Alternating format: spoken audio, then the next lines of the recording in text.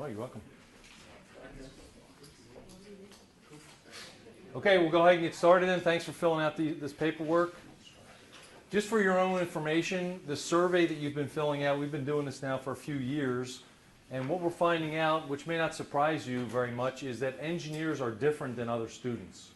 And I say that in a good way. I'm an engineer too. We are more visual than the average person.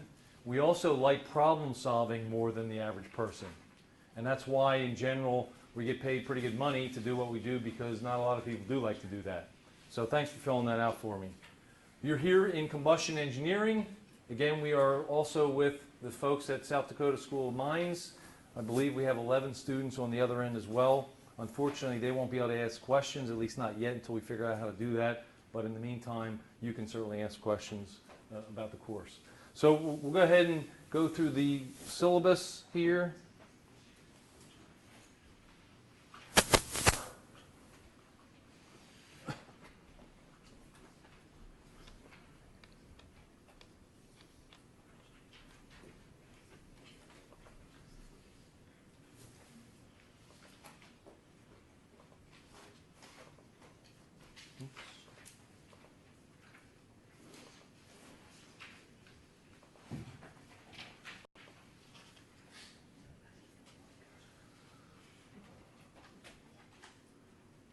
Okay, we're not getting any volume, so I will skip this. It's a shame, this is a pretty funny video, but I'm not getting any volume. Okay, so today we'll talk about the course itself, give you a little bit of an introduction to John Zink, which is important because all the things we're going to talk about in the course are types of technology that we sell, and then the last thing I want to do is talk about combustion safety. So let's review the syllabus quickly. Basically, you have 4 kinds of assignments: quizzes and homework, 2 exams, and a project. The exams are not cumulative, so I'm just calling them exam 1 and exam 2. Roughly about the first half of the course, which is more the fundamental theoretical kinds of stuff, and the second part, which is more applied. And then the normal grading scheme. If necessary, I don't think it'll be necessary, but if it is necessary, we will curve at the end of the course. We won't curve individual assignments. The curve can change. Obviously, students that don't do so well sometimes drop the course. Again, I don't expect that to be the issue here, but if it is, we'll just curve at the end. And if, let's say, the first exam is not as good as I expect it to be, then I'll tell you roughly add this amount of points to your score so you can get an idea, but we won't formally curve anything unless we need to at the end. Page 2, this is a requirement, I guess, of all the classes now, so the Title IX stuff, you've probably seen this a variety of times before. The third page gives the syllabus, the schedule. You'll see that there are a variety of instructors. I think we have about 15 or so instructors that you're going to see this semester. I haven't put the assignments due yet because we haven't finalized all those. We do need you to pick your project, which we'll talk about in a minute, by August 30th. All right, so then let's go to the project. In this class, we have Chemie students, ME students, undergrads, and grads. So we actually have 4 sections of this course. For undergrads and grads, there's a slight difference in the requirement for the project. The undergrads, their paper is going to be 5 to 7 pages in length, whereas grad students, it's going to be 12 to 15 pages in length, and there's a lot more references needed for the grad students. Otherwise, and the presentation related to the project is going to be a little bit longer for the grad students, but otherwise the exams are the same, the homework's the same, so the only difference is going to be for the project. And again, your project topic you need to pick by August 30th. This page says that we can't do these projects, they're only supposed to be done by individuals, but the class is really too big for us to do all the project presentations in just 2 classes. So I will let you pair up with somebody else if you want to on your project. But you have to pair up with the same kind of a person. So an undergrad has to pair up with an undergrad, and a grad has to pair up with a grad. But it can be chemies and MEs. I don't care if it's the same or discipline or different, but at least this type of student has to be the same. So if you're an undergrad and you want to pair up, it's got to be another undergrad. So any questions on the basic format of the projects? When you do your project then, you'll give a short presentation. I've got 2 classes allotted at the end of the course to present these. We should have about 11 or 12 projects depending upon how many of you pair up. We could even have more than that. So there won't be a lot of time to present them, roughly about 10 minutes or so. Again, it depends on how many teams we end up with. And the purpose of this is really not just to educate yourself, but to educate everybody else. These are going to be topics that we won't cover in any substantial way in the class. So you're going to educate us on what you learned. So you will be the expert. Nobody else will have done the research. There won't be any duplicates. So that's why it'll be first come, first serve when you pick your project. On page 5 is a list of the pre-approved projects. So you don't need any permission to pick one of these. They're already approved. If there's one that you want to do that's not on the list, send it to me. We'll look at it and see if it's acceptable or not. And we'll fill in the names of folks. So what I want you to do is send me an email with your top 3 choices of what project you want. And if nobody's picked your first one, then you'll get that. If somebody already picked the first one but not the second one, you'll get that one, etc. So give me at least 3, and I'll take them based on when I get your email. So that's the order I'll take them in. So the sooner the better. If you want a certain project, make sure you send that in. Questions on the syllabus? Everybody clear? If at any point after the class, you have any questions, don't hesitate to give me an email. We'll certainly answer those. Okay. On Harvey then, I'm going to post the lecture notes. So pretty much all of our presentations will be PowerPoints. We will post them on Harvey, so you don't need to take a lot of notes unless you want to. And we'll also put a couple of chapters on there that so you don't have to buy more than one book. So the main text for the course is volume 1 of the John Zink Handbook. There are 3 volumes. When you buy all 3, you get a discount, but it's still pretty expensive. It's 300 and some bucks for the set. I believe it's like 150 or so for one of them. So that's the only one you need to buy. You can rent it. I believe it's electronically available, so those are a little bit cheaper. And I'll post a couple of chapters from some of the other volumes that we'll talk about. So again, that's the only one, and they probably don't have that in the bookstore. I don't know. Do they? Did anybody check? They special ordered it for the class. They did. Have they gotten any in yet? I believe so. Cool. Okay. So that one's available then through them if you want to do that. Okay. So the general format is you'll read in advance the chapter related to the topic that we're going to be talking about. We'll have the lecture on that, and then our focus is going to be on practical applications. What I really like about this class is it's going to take a lot of the stuff that you've already learned, and it's going to say, how did we use this in the real world? My own opinion of undergrad, and I was an undergrad at one time, is it was too theoretical. They didn't say, how do I use this stuff? Why am I learning this? What's the point? So this course is going to say heat transfer, fluid flow, thermo. How do you use it? What's the point? So we're going to take it, we're going to talk about those subjects, but much more narrowly than you did. We're going to look at them, how do you use them in oil and gas industry, for example. So you will see how engineers really use this stuff. You'll also see that some of the stuff you didn't learn. And that's okay, and that's probably what's going to happen for you when you graduate, go to work for a company. You will not have learned some of the stuff that they're going to have you work on. So you'll learn it on the job. And again, undergrad, they couldn't possibly teach you everything that you could ever need to know. So again, the fun part of this course is the first half is theoretical, but it's theoretical narrowed to what we're going to talk about. So when we talk about heat transfer, you had a whole course in that. We're going to do it in one session, but again, focused on this kind of technology. So I think that's the fun part of it. Okay, a little bit about Coke. We are owned by Koch Industries.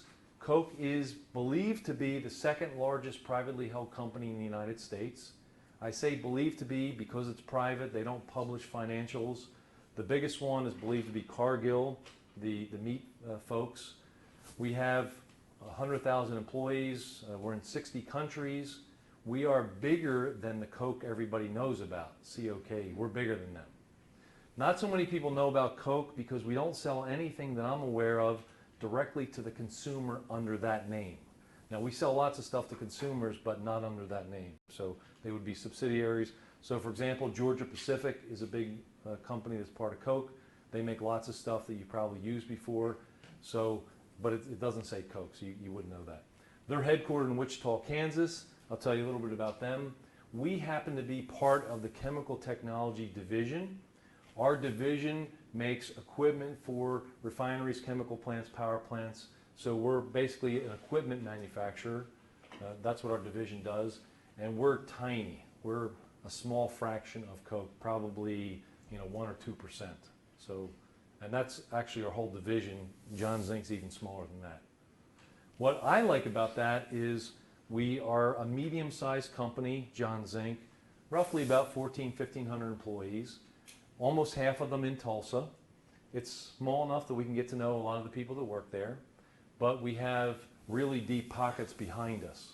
So I'm going to show you in a minute. I've been with Zink about 20 years, and we've acquired a bunch of companies in those 20 years because that's what Coke wants us to do. They want us to look for things that fit with our business model. The company was formed in 1940 by a man named Fred Koch. He lived in Wichita, Kansas. They don't know for sure. Again, they're guessing on that number, but roughly over 100 billion in sales, 60,000 employees. And we are a true conglomerate. We have businesses in all kinds of areas.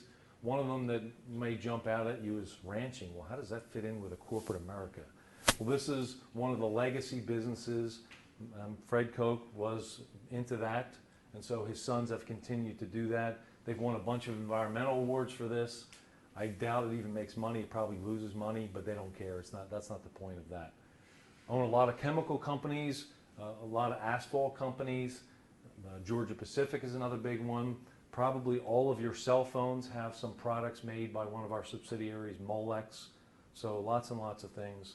And you'll see there's not so much a tie between the technologies, it's more in how they're run.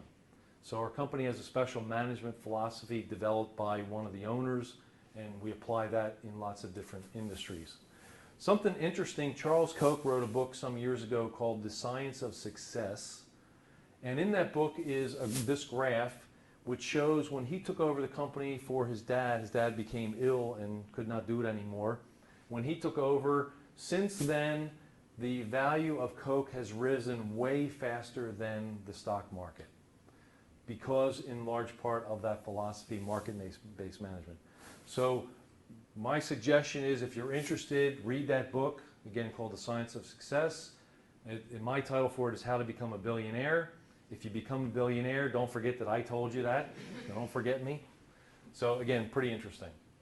These are the two Koch brothers that own the company. Both of them are chemical engineers from MIT. Both of them have at least one master's degree. Charles has 2 master's degrees from MIT. Really smart guys. Our management, all the way up the line, are all engineers. This is not to bash accountants or lawyers or anybody else, but we believe engineers make good managers. Why? Because we're problem solvers. And that's what you need in a manager, somebody who can fix things and expand. They're believed to be, again, they don't know for sure, they're estimating this, but believed to be the 8th richest people in the world, worth about 60 billion. What's also unique about Coke is that they plow 90% of their profits back into the company. So they take out relatively little. They're pretty well known for their philanthropy. David Koch in particular has donated hundreds of millions of dollars to cancer research and all kinds of other things like that. So they do a lot of that work, but they also plow a lot of the money back into the business. Here's a photograph of our headquarters in Wichita, Kansas. You can't miss it. It's the biggest building in the region, so you can see it from very far away. And they recently expanded it. They actually moved a road in front of the building so they could expand even further. So again, lots of different areas. Earnings, Coke at a glance. So a lot of different things that make it kind of a unique business. Lots of patents granted. Innovation is one of our bywords these days, and that's particularly interesting for John Zink because that's really what we've been doing for the last, 30, 40 years, is innovating, developing new products. We make combustion equipment, which sometimes turns people off. Oh, you guys are the ones making the stuff that burns stuff? Yeah, but we're making it burn cleaner. And so a lot of this course we're going to talk about what are we doing to reduce pollution, to minimize pollution. We're one of the few people that when the government makes the regulations tougher, we like that because our customers have to buy new equipment. They're not always so wild about that, but we are. So I think it's fun because we're working in an industry where we are trying to reduce pollution. And we're going to show you the data, but it's been a dramatic reduction. When I started at Johns Inc. almost 20 years ago, I started in the research group. Researchers as a whole in general tend to be optimistic. We think we can do stuff, whether we can or not is to be proven. But the levels of pollution we're at today, we didn't think we could get to 20 years ago. It's not zero. When it's zero, then we're done. Getting pretty close. It's now starting to get hard to measure. So now we have to have pretty good instrumentation to measure where we're at. We just developed a new technology that's going into California. California has the toughest regulations in the world. This will be the only technology that will work at the moment in California. So again, pretty exciting stuff, and you're going to hear about a lot of this. In our division, these are some of the major companies. When I joined Zinc, Koch Litch used to be the biggest. We are now the biggest, both from growth in our business as well as acquiring other companies.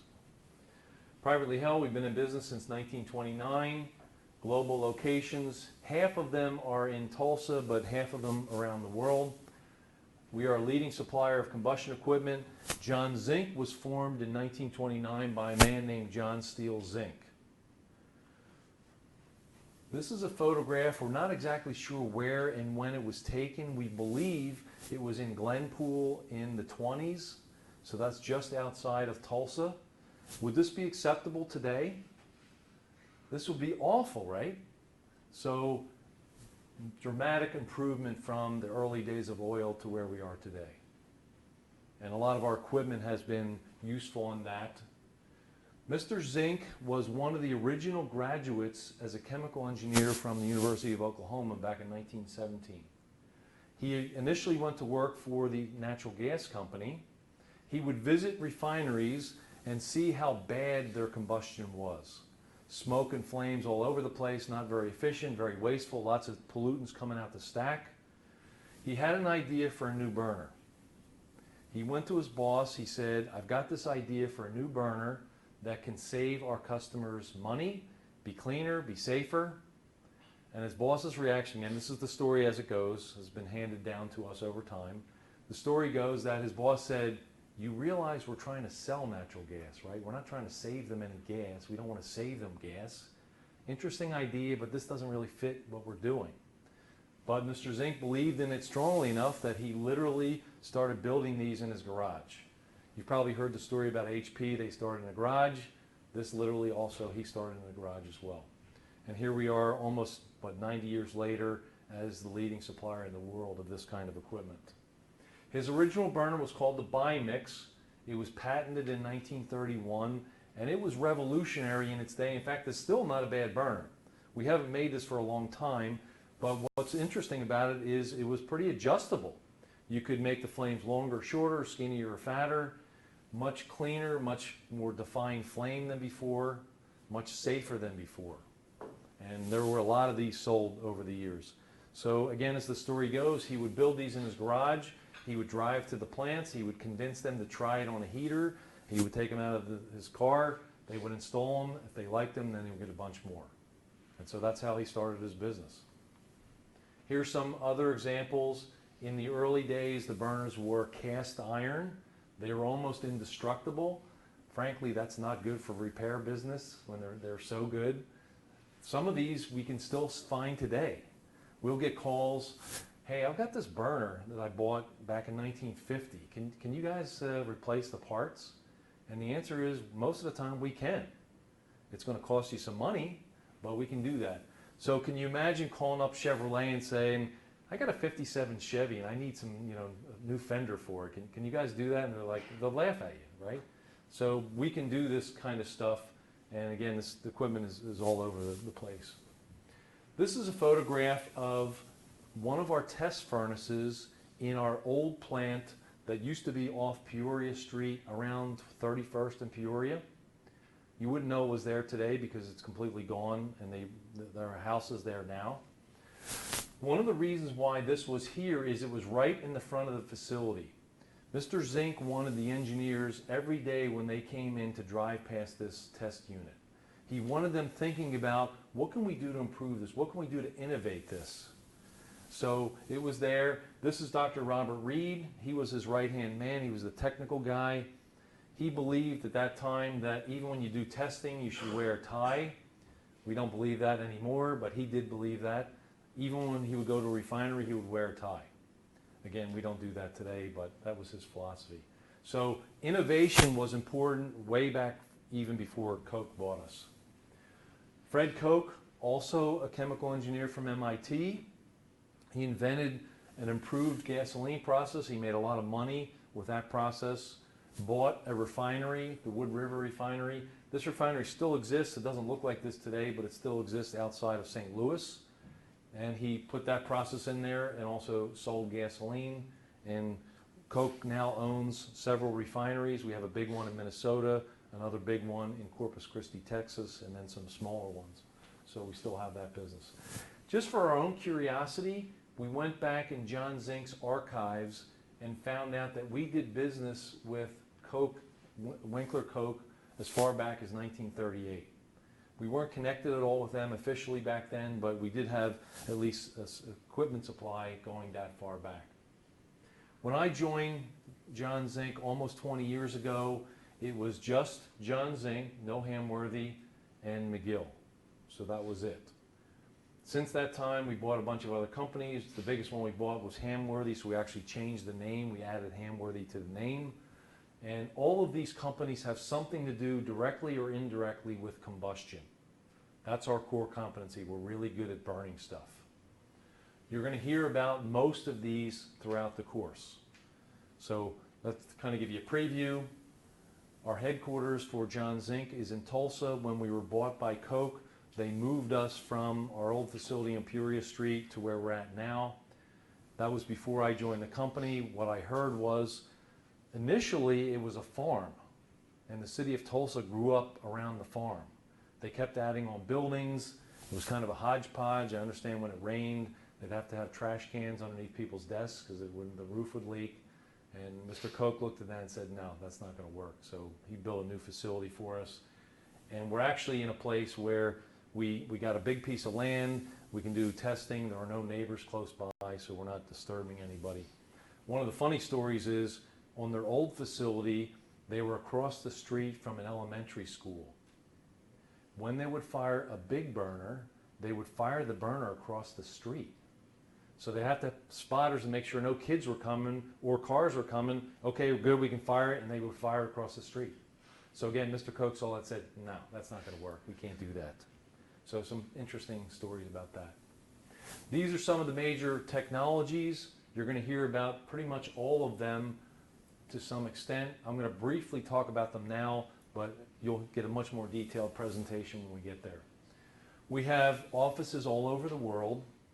What we try to do is to be able to get somebody to a plant within a day. So if a plant has a problem, they want help fast. You may know if a refinery's down, or even a unit in the refinery's down, it could be millions of dollars a day. So they get pretty excited pretty fast. And frankly, that's one of our strengths, is our field service guys are really good. So we have folks strategically located. For example, we have 3 folks in Louisiana. We have, I think, 3 or 4 folks in Texas, a couple in California. So wherever there are a cluster of plants, we have somebody permanently located. And then we have also folks in Tulsa that we can send out to wherever, as well as the rest of the world. So again, we're going to talk about just one of these, hydrocarbon processing for process burners today, or start with that one, but eventually we're going to cover all these. We're going to mostly focus on chemical, hydrocarbon, power and utilities. You'll get a little bit of some of these other ones as well. So not only will you learn about technologies, you also learn a little bit about industries in this class. The original burner that was developed was for the hydrocarbon processing industry. One of our more recent models is called the Cool Star. It is a patented burner. We have a newer technology that's not officially rolled out yet. We don't have anybody using in the field yet, but that's coming. That's even better than this. The new one, really exciting stuff. Some stuff that I was skeptical we could ever do, and we did do it, so pretty exciting. So these are used in refineries, and what we're trying to do is to heat hydrocarbon fluids. In this case, these dark lines are actually tubes carrying some kind of hydrocarbon fluid. We've got a row of burners here. You can see between these tubes that there's another row on the other side of the tubes, another row on the other side. So this is a pretty common application. One of the things that makes this tough is the fuel composition varies a lot. The fuel composition is usually based on whatever they're doing in the plant. If they're making gasoline, it might be one composition. If they're making diesel, it's another composition. If they're making jet fuel, it could be a third one. So this makes our engineer's job a lot tougher because the burners have to work on all of them. And we can't make a lot of adjustments to the burner if the fuel changes. Oh, and by the way, a lot of times our customers don't know what they're firing. They don't sample it, or if they do sample it, they sample it today. Next week, they say, okay, we fired this last Tuesday. Okay, well, that doesn't help us while we're firing it today. So they may know after the fact. So again, that's the hard part, but also, in my opinion, the fun part. We're an engineered-to-order company, which means we don't have a catalog. If you go on our website and you want to find out, can I buy burner XYZ, you won't find that in there. Everything we do is custom designed for where it's going to go. Now, we have burner families, equipment families, but each one is tailored to where it's going to go. So we need a lot of engineers to be able to do that. And again, stuff like this is what makes it tough, because even the same company in another plant will have different compositions. So if we think we got it in one plant, another plant's going to be different. And even within the same plant, it can also sometimes change. Flares, another big one that we'll talk about. A flare is the most important safety device in the plant. Its job is to safely dispose of normally gases. We do have some models that can do liquids, but normally it's going to be gases. If the flare goes down, they have to shut the whole unit down because it's that important. Now, some people say, well, why are they flaring that in the first place? As you can probably guess, it's normally dictated by economics. They don't have to flare. We have equipment, and you're going to learn about that equipment, where we can recover that gas and either use it in the plant or sell it. But normally the reason they're doing it is because it's not economical to capture it. Why? Because the composition varies all over the place and the flow rate varies all over the place. But some places like California said, can't do that. Can't flare 24 hours a day, 7 days a week. So we make equipment to capture that and use it, but they also still have to have a flare in case there's an emergency. So frankly, we like that because we sell them both pieces of equipment, the recovery equipment and the flare if they need it. And these are very impressive beasts. A big one can flare over 1 billion BTUs an hour, 1 billion, gigantic. So to put that in perspective, the heater in your house is usually about 0.2 million, 0.2 million. This is over 1 billion. So it can be a monster. This one happens to be a fairly large one. I remember one time visiting a plant in Corpus Christi, Texas, and there was a flare. Something was going on. I don't know what was the problem. I don't even know if it was ours or not. But it was some flare, and as the plane's getting ready to land, there is this giant cloud of smoke from the flare that shouldn't be there, but it was there. And you could see it for probably 50 miles away. Huge. So we don't want that, obviously, and we try to minimize that. This one is actually our newest model. This one is also patented. It uses a lot less utilities compared to previous generations. This is at our test facility in Tulsa, about 10 minutes from here. To give you an idea of scale, this is about 60 feet or so tall. So the flame is on the order of maybe 100 feet long. It's pretty big. We are only a couple of miles from Tulsa International Airport. So the airport is really just out of the picture over here. When we fire a big flame like that, we have to get permission from the airport to do it. We actually have a black box. We push a button in our control room, lights up in the control tower, and then they acknowledge when we're allowed to fire. So normally the flight path for the airport is north and south, and it's not that close to us. But when the flight path is east and west, the flame is only about a quarter of a mile away from the flight path. So for some reason, they don't want to disturb pilots on final approach with a big flame coming up out of the ground. I don't know what the big deal is, but they don't want to do that. The one, though, that I'm really more concerned about is the Air National Guard base is just north of the airport, and they fly fighter jets around, and they can fire back at us. So I'm much more concerned about them than the commercial airliners. Thermal oxidizers, we used to call these incinerators. We don't use that word anymore. That's a bad word. That's not a politically correct word, but it basically does the same thing. Thermal oxidizer sounds sexy. It sounds more high-tech. It's an incinerator. And in our case, we're burning mostly liquids, mostly gases and some liquids. We don't do any solids. So we're not a municipal solid waste incinerator like Tulsa has for getting rid of waste. And again, this is a device that's in pretty much every plant.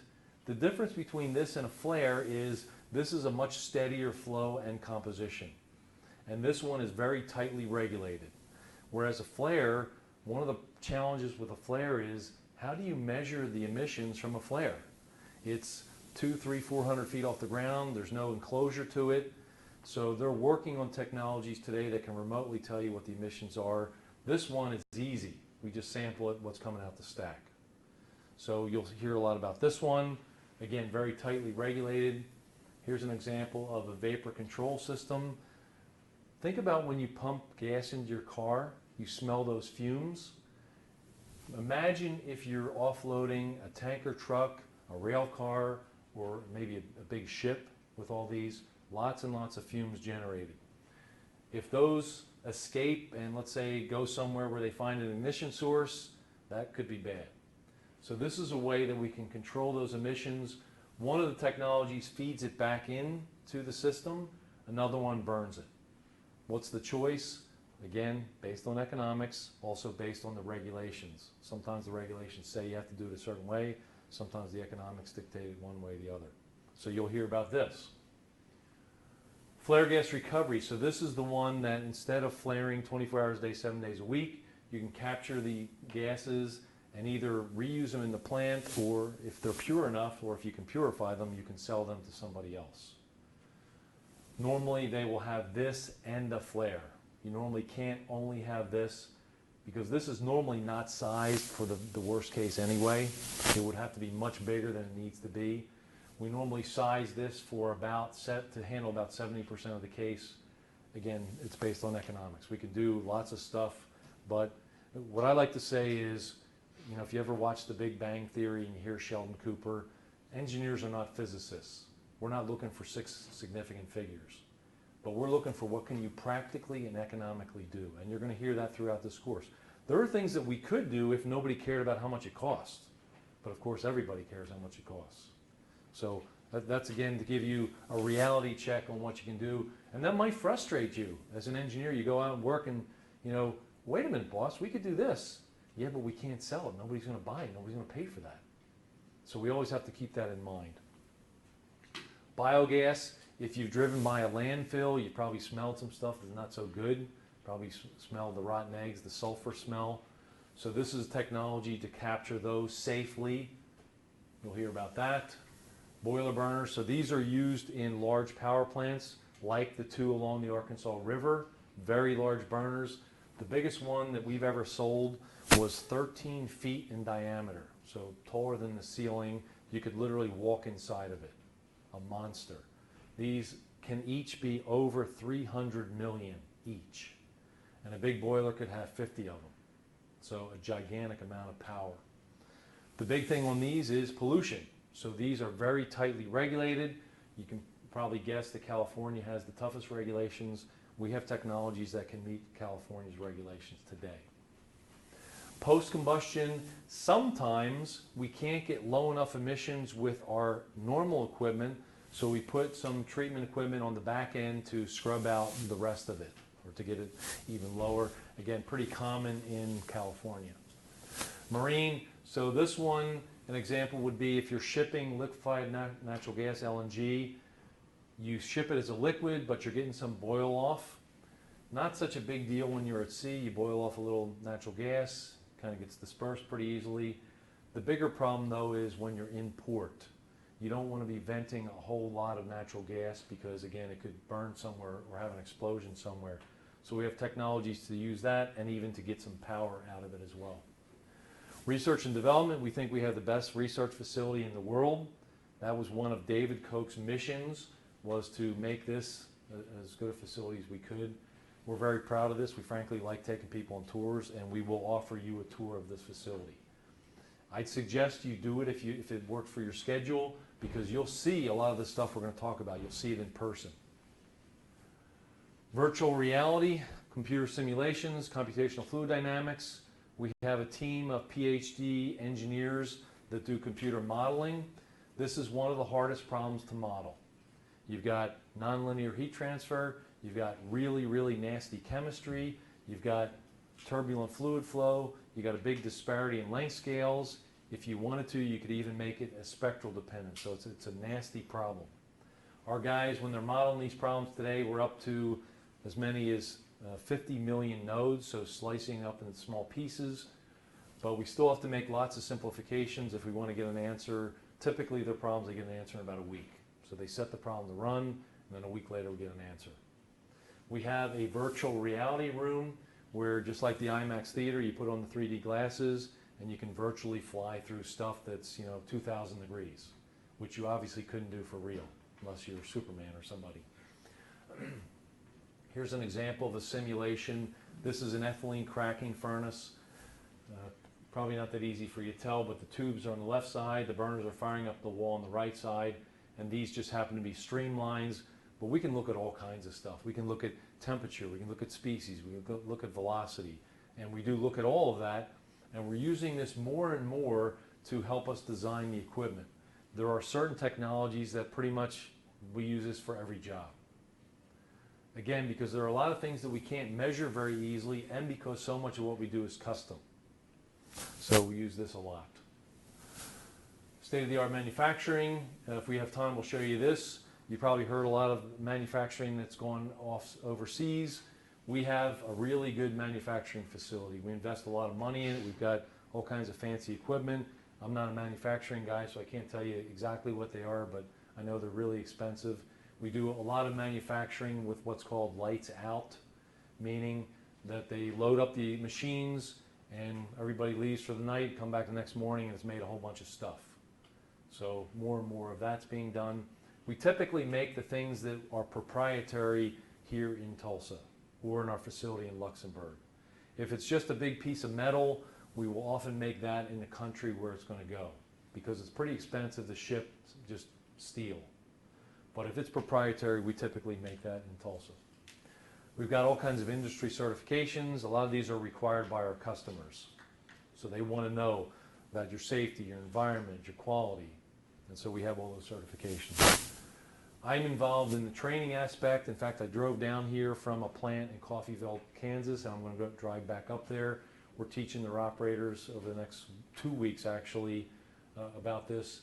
We have classes where they come to Tulsa. Typically, the folks that come to Tulsa are the engineers. When we go to the plants, it's typically we're teaching the operators. And we have classes on almost all this stuff. We wrote the 3-volume handbook. There's also a 4th book specifically on boiler burners. We're going to ask you to get a copy of volume 1, and then we'll give you selected chapters from the other 2. We've also written a bunch of other books. So we're a leader in our industry, and this just shows our customers that we are. We have an e-library. You can do a Google search and find things on there. So for example, if you're doing a paper on a certain topic, you can check and see, have we already written anything that you could use to reference that. I'm going to turn it over to David. David, introduce yourself. I'm David Gogalakis. I work as a structural engineer for Jones Inc. And I want to talk to you guys a little bit about kind of why you're going to school, which is to get a job after you graduate.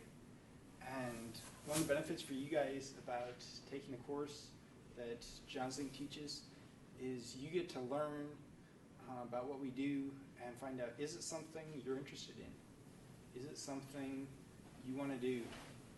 I had the privilege of interning with Jones Inc. While I was still a student here at TU, and then had the opportunity to get an offer to work for them full-time after I graduated. So this is a quick video of, oops,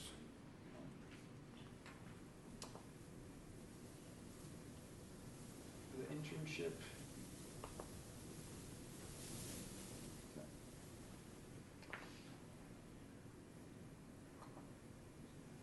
I played earlier. I played it.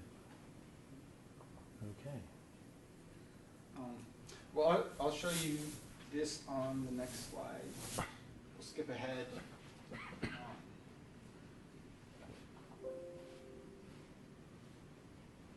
Okay. Well, you can go out to the website Cook College Recruiting. That video's on there, but it gives you just kind of a snapshot of what it's like to work at Coke. And why do I say Coke instead of John Zink? The reason is because John Zink is owned by Coke. We have one business philosophy, one business culture.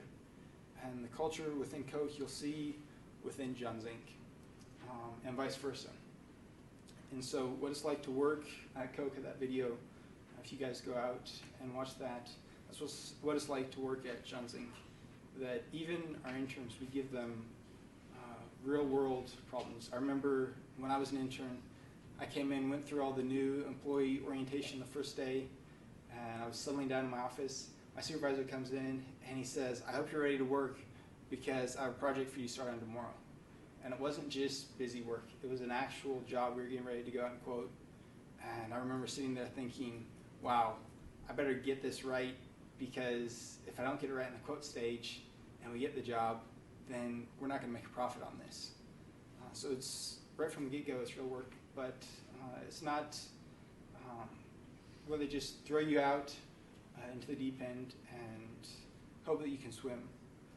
I remember when my boss gave me that assignment, he spent probably 2 or 3 hours that day sitting there with me going through, this is what you need to do, this is why you do it. Like Dr. Buckle mentioned, that some things you'll know coming into your job, but there's a lot of things you'll learn on the job that you don't learn in school, and they're willing to teach you that.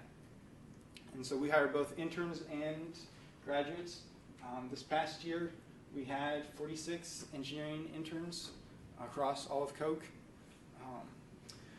2 of those were from TU, 3 of those were from South Dakota School of Mines. Since I interned in 2014, we've had 17 TU interns, and out of those 17, we've made offers for 15 of them to come and work full-time, and 15 of them have accepted to come work for us full-time. So we really like our interns. We really like it when you come work for us. But how do you get a job? So that's what this Coke College Recruiting, and I was going to show you guys kind of how to apply on that, but looks like maybe we don't have an internet connection right now.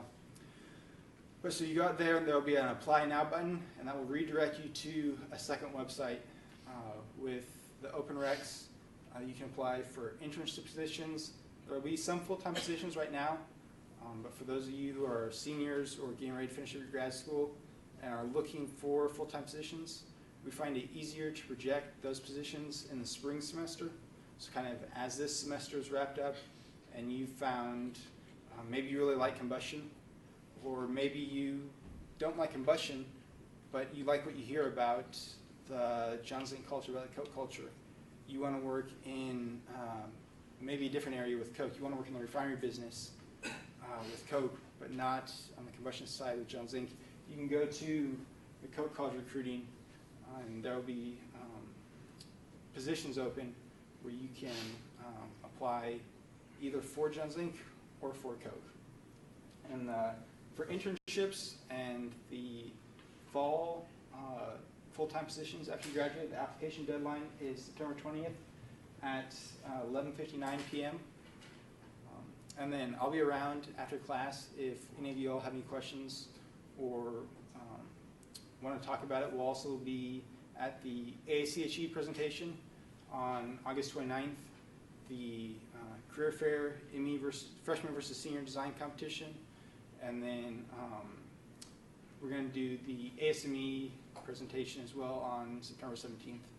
So you'll see myself at some of those events. We also have a large team of recruiters who have all graduated from here at TU. Many of them interned are part of those 17 interns and the 15 who came and back and worked full-time for us after they graduated. So, Dr. Cool. Thank you, David. And actually, some of the instructors you will have in the class are also former interns that have graduated from TU as well. All right, so we're going to switch gears. And any questions about the course? I'm going to actually jump into our first topic.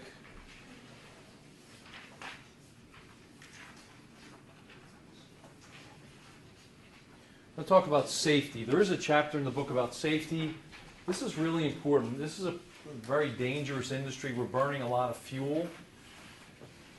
And there have been some accidents. There was an accident actually last Labor Day at a plant not too far from here where there was a fatality. Somebody died.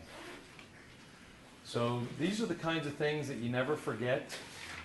I used to work for a company, Air Products and Chemicals, that at the time I was there, it was considered the second safest company in the chemical industry behind DuPont.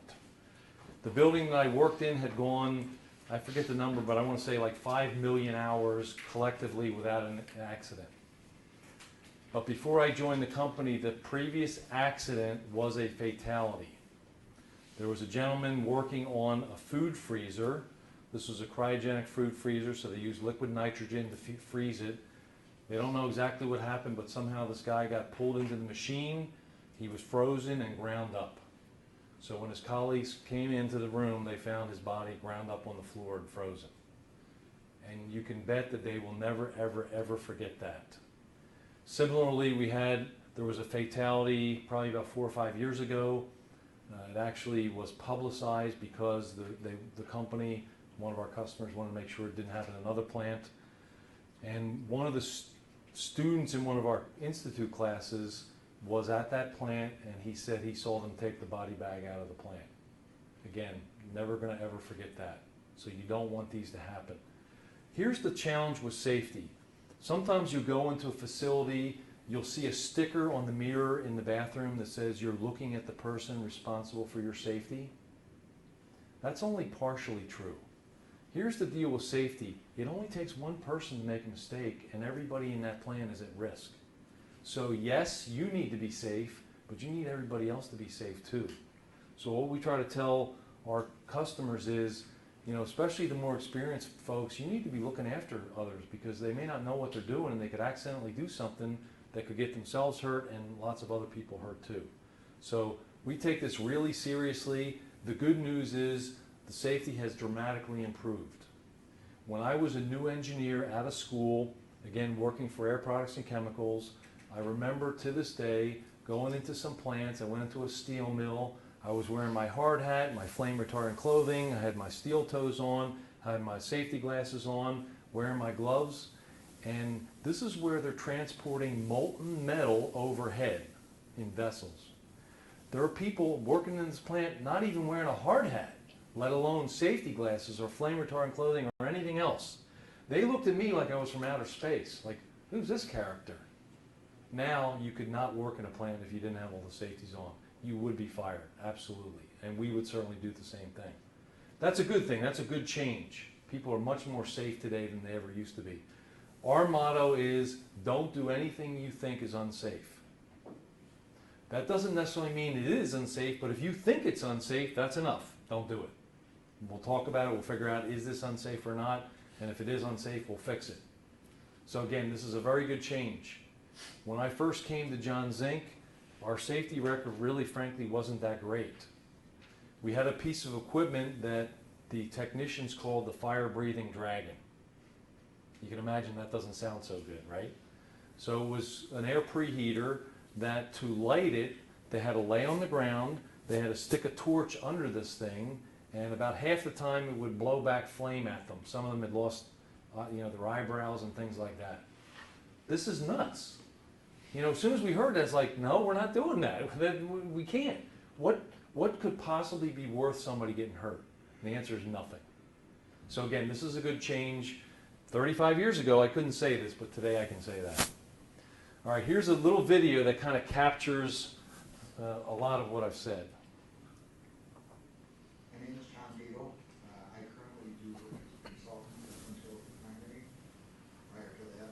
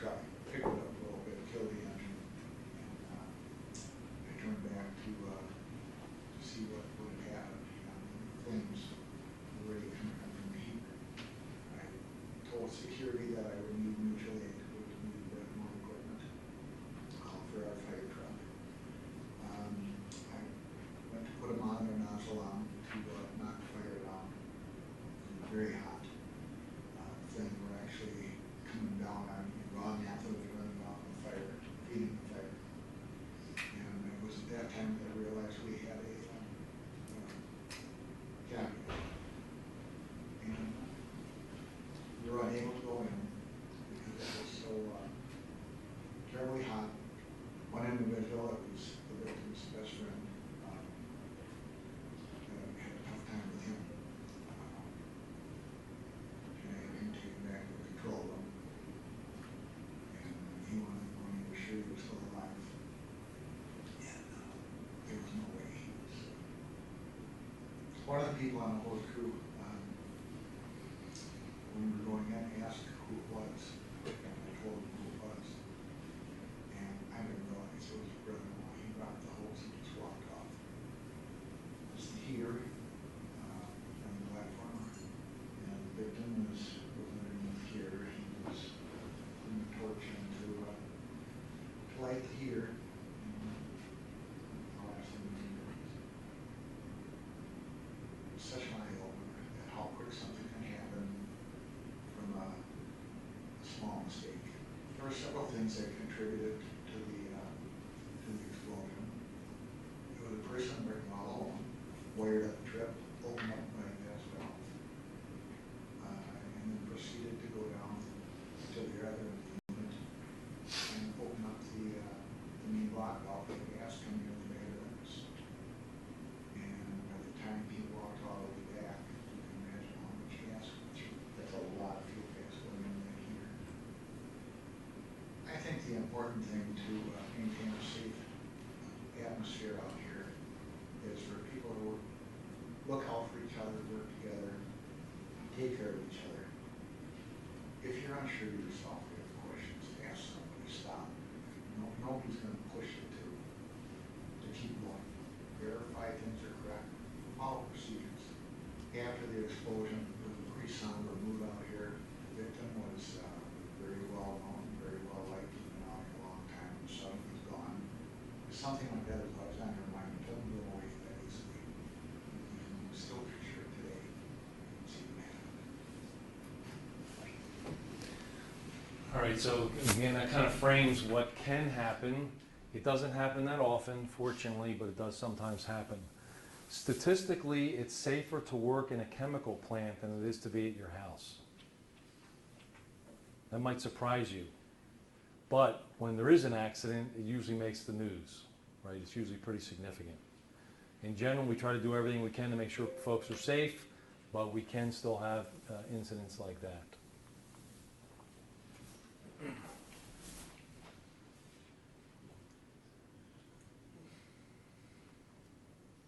So just real quickly, what are some of the things that are important? Safety reviews.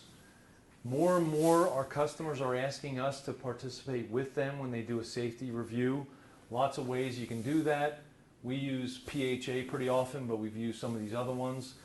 These are an attempt to quantify what's the risk and what's the possibility that something bad could happen.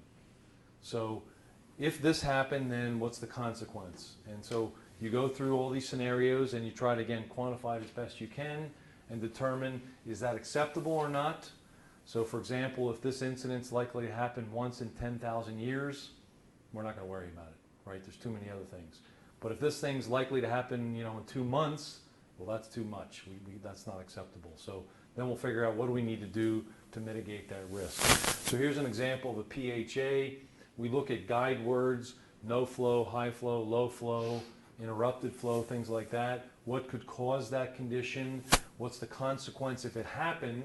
What safeguards are already in place? And do we need to do anything else? Is there anything else we should do to further improve the safety? So these can take days depending upon how much of the thing you're trying to analyze. What are some of the documents you need for safety review? Lots of them. And again, normally engineers are the main folks involved in this because they know the technical aspects. So you're going to have safety data sheets, you're going to have specifications on the equipment, you're going to have drawings, you're going to have procedures, you're going to have things that happen before with this equipment as well as anything else that's happened in the plant or what's happened at sister plants or what's happened even in the industry.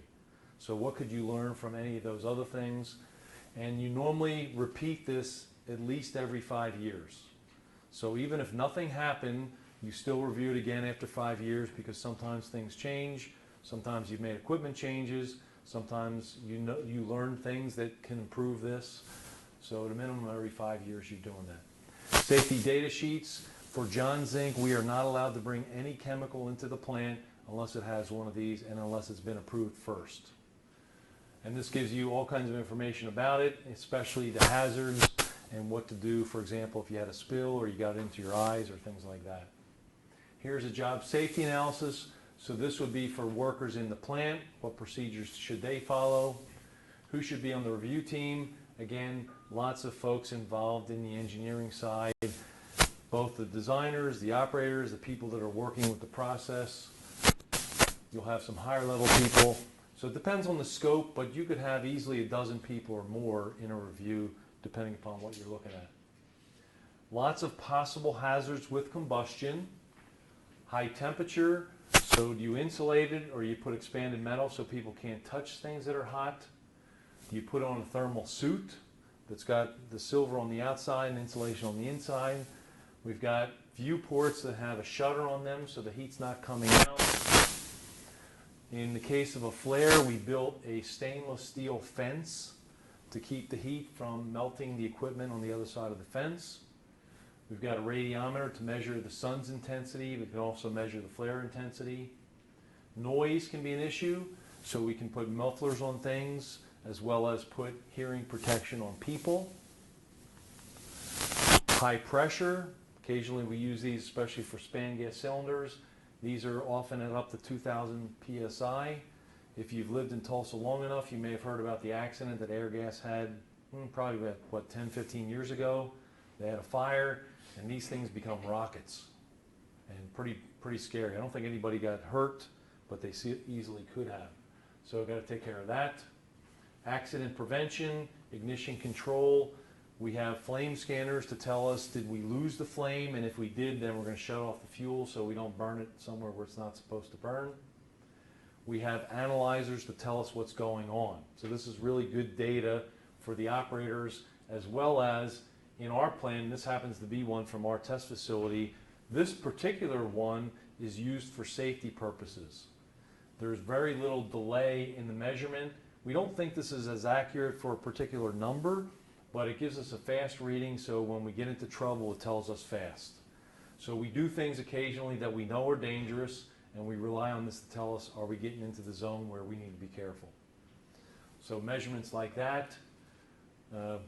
My battery just died, so that's why I was hurrying. So lots of other stuff. One example is we have a windsock in most plants. So why would you have a windsock? We're not landing planes or helicopters in our facility, so what's the purpose of the windsock? If you release a toxic fume cloud, so you can avoid whichever direction it's blowing in. Exactly. So what direction do you want to be? Do you want to be upwind or downwind?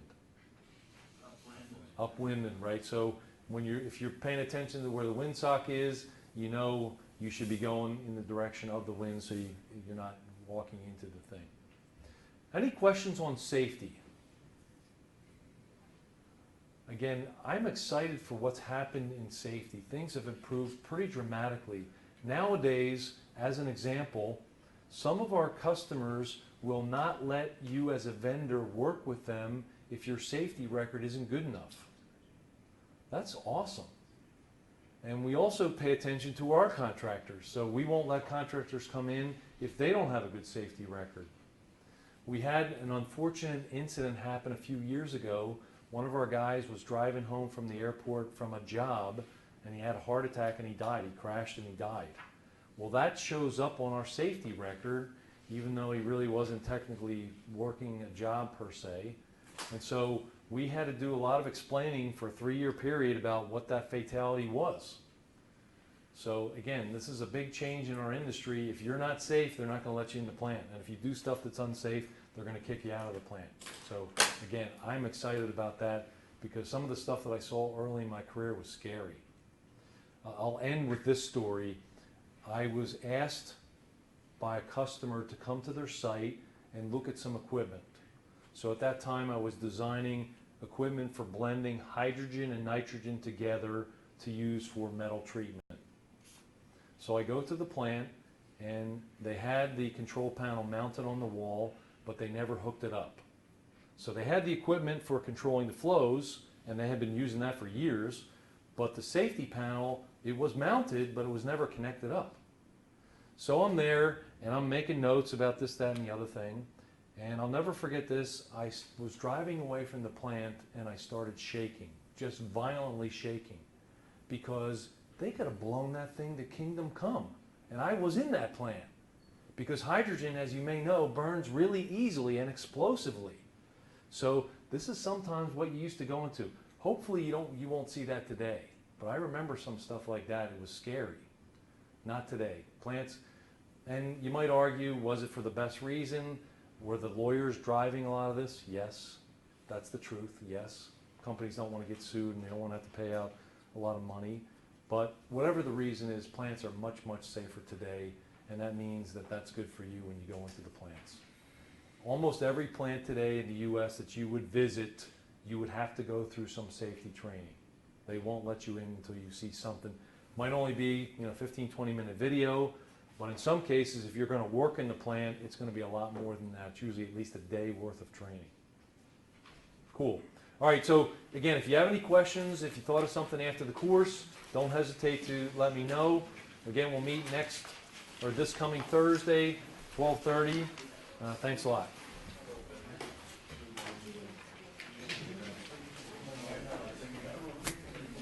Cut.